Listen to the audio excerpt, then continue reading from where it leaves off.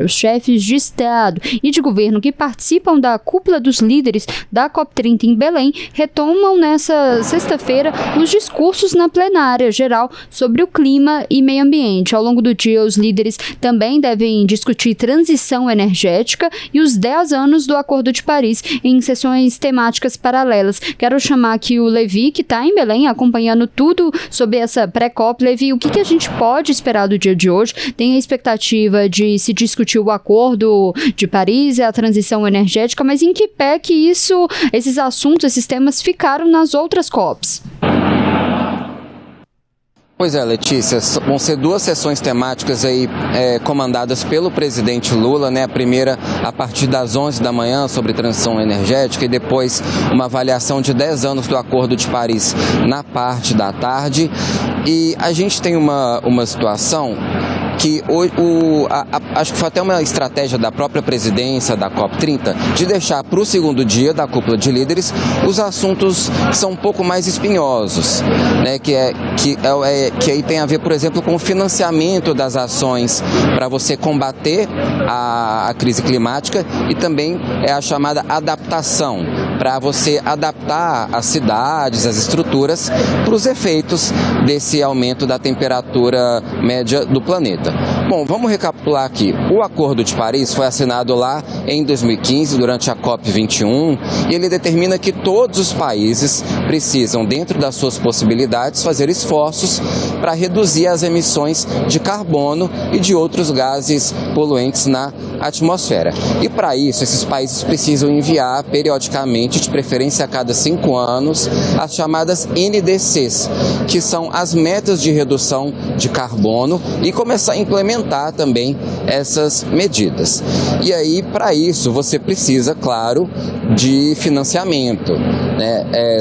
Por exemplo, para você reduzir as emissões de carbono, você tem 2 formas: combater o desmatamento, que foi o foco das discussões de ontem por aqui, e fazer a transição energética dos combustíveis fósseis para as fontes renováveis, que é a parte que mais custa dinheiro, principalmente aos países em desenvolvimento, muitos deles dependentes aí do petróleo, do carvão mineral e também do gás.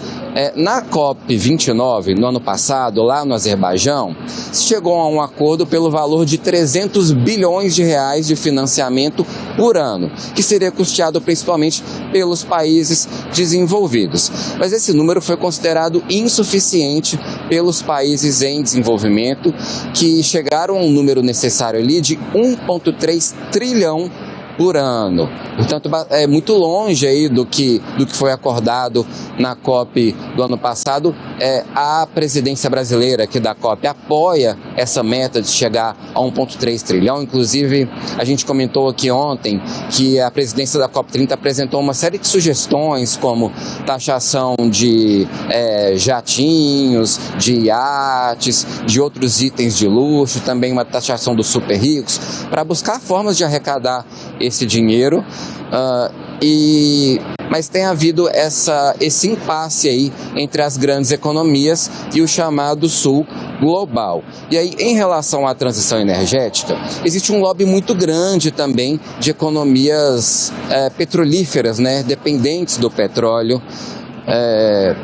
principalmente ali do Oriente Médio. Por exemplo, a Arábia Saudita já chegou a acusar outros países de preconceito contra os combustíveis fósseis, né? Então é um grande cabo de guerra ali entre as economias, entre os grandes produtores de petróleo, os países que investem mais em energia renovável, que a gente vai ser discutido aqui. E aí, em meio a tudo isso, em que pé que está o Acordo de Paris hoje? Depois de 10 anos, saiu um relatório da ONU que aponta que, se continuar como está hoje, com os compromissos que já foram assumidos pelos países, caso eles de fato implementem isso, a gente vai ter um aumento da temperatura média do planeta de 2,5 graus Celsius até o fim do século. Isso ainda está muito longe da meta do Acordo de Paris, que é limitar esse aumento a 1,5 grau ou no máximo a 2 graus, mas a meta considerada ideal é 1,5 grau. O próprio secretário-geral da ONU ontem, Antônio Guterres, falou que a gente não está cumprindo essas metas, os países estão falhando em cumprir essas metas. dólares. E então vai precisar de uma mudança realmente nesse regime e de uma força política que até esse momento não aconteceu. E, Levi, eu queria aproveitar e falar de um outro tema, porque o presidente Lula deve se reunir com representantes do governo da Alemanha para discutir aquele fundo que você falou bastante ontem, do Fundo de Florestas Tropicais para Sempre. O ministro da Fazenda, Fernando Haddad, até chegou a falar que o saldo desse primeiro dia de arrecadação desse fundo foi satisfatório, mas de fato foi. Alguns países importantes ficaram de fora, como China, Inglaterra. Qual que é o balanço que a gente pode fazer e como que a expectativa para esse encontro do presidente Lula com a Alemanha hoje? Pois é, a expectativa do governo brasileiro é que nessa reunião hoje do presidente Lula com o primeiro-ministro da Alemanha, o Friedrich Merz, a Alemanha anuncie também um aporte a esse fundo. A meta inicial desse fundo, que na sigla em inglês é o TFFF, é alcançar 10 bilhões de dólares nesse primeiro momento, para que lá na frente ele alcance 25 bilhões de dólares. Porque para ele funcionar plenamente precisa chegar a 25 bilhões, mas aí poderia ter um aporte também do setor privado, de empresas privadas, mas para isso quem precisa dar o pontapé inicial são os governos nacionais. O governo saiu satisfatório ontem, principalmente por causa do dinheiro colocado pela Noruega, porque o Brasil foi o primeiro a anunciar um aporte de 1 bilhão de dólares, depois a Indonésia anunciou o mesmo valor, a França vai colocar 500 milhões e a Noruega vai colocar 3 bilhões de dólares e com isso chegou aí a 5,5 no primeiro dia. O ministro Fernando Haddad disse que nos próximos meses outros países vão anunciar um apoio financeiro também. Disse até que o presidente Lula vai começar a ligar para os chefes de Estado para ver como é que está isso, para cobrar. Você falou aí da China. Existe uma promessa da China ao Brasil de também colocar dinheiro nesse fundo, que é a principal aposta do Brasil para deixar um legado concreto na COP30, uma medida concreta que não fique só ali nas negociações e muitas vezes essas negociações ficam emperradas, né? Tem edições da COP que são no final avaliadas como muito frustrantes aí pelos diplomatas, outras que são mais bem-sucedidas. Para evitar que a COP30 talvez fique nesse limbo, o Brasil tenta implementar essa medida concreta para cumprir um desses itens que eu falei de redução das emissões de carbono, que é combater o desmatamento. Como o Levi falou, né, o governo brasileiro tem expectativa de continuar conversando com outros líderes para arrecadar a questão desses fundos, mas como disse, a esperança é também a última que morre. Mas queria chamar o Fred para a nossa conversa. Fred, a gente estava conversando antes e você estava falando dos desafios desses financiamentos globais. Queria que você explicasse para quem está nos acompanhando o que está em jogo e como que a gente faz para convencer que florestas, na verdade, isso é um investimento. Sim, é uma preocupação de longo prazo, né? Os países, principalmente os países industrializados avançados, em especial os Estados Unidos, eles têm muitos problemas em relação ao Acordo de Paris. O ponto é, para a redução de emissão de gases do efeito estufa, você precisa diminuir um pouco a produção. Né? Você aumenta os custos de produção, você tem dificuldade em manter os atuais níveis de produção para garantir desenvolvimento. Então, é por isso que já havia resistências isso ao longo dos anos, e até nesse ano o presidente Donald Trump dos Estados Unidos anunciou que estaria saindo do Acordo de Paris. É a segunda vez que ele faz esse anúncio, né? No primeiro governo ele também fez isso. Então, é por isso que tem essa resistência. Mas, ao mesmo tempo, você tem uma série de custos que estão associados a isso. Né?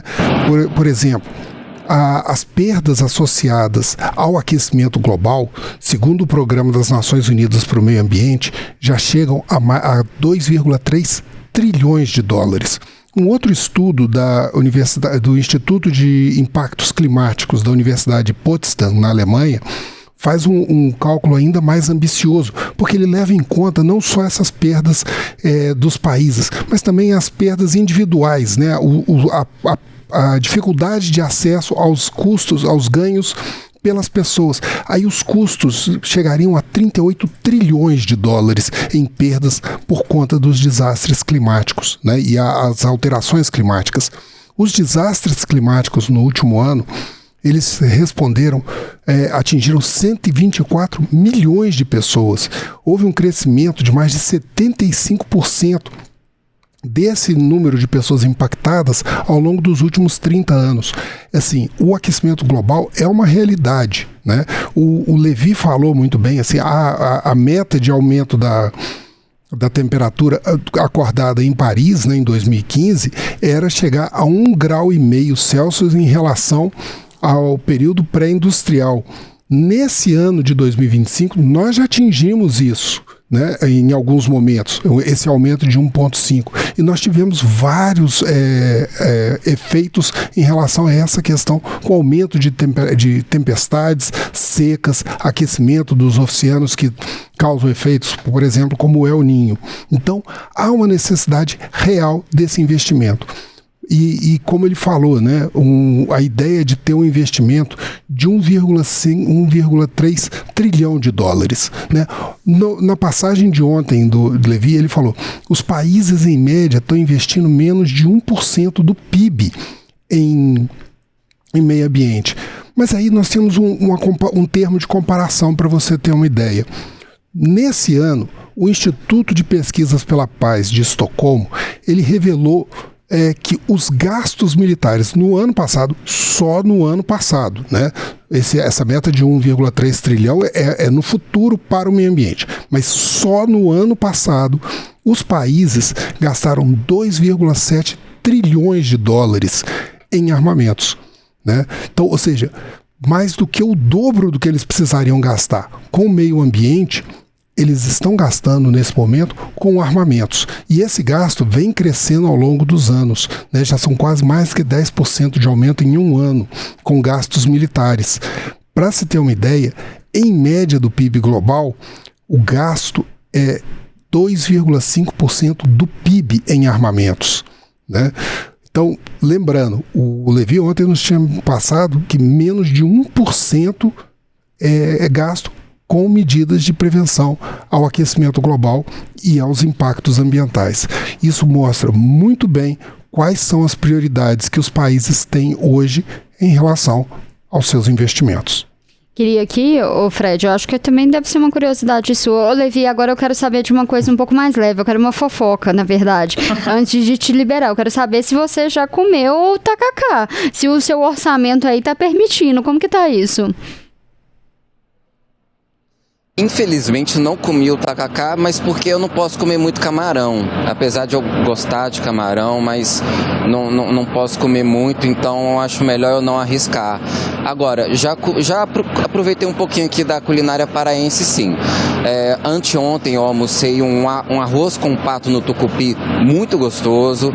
Ontem eu provei da unha de caranguejo, que é um petisco tradicional aqui do Pará, também muito gostoso. Agora, não foi aqui na COP. Até porque, para comer comida típica aqui no centro de imprensa, nos ambientes da COP30, está realmente muito caro. Os pratos típicos do Pará estão saindo a R$110.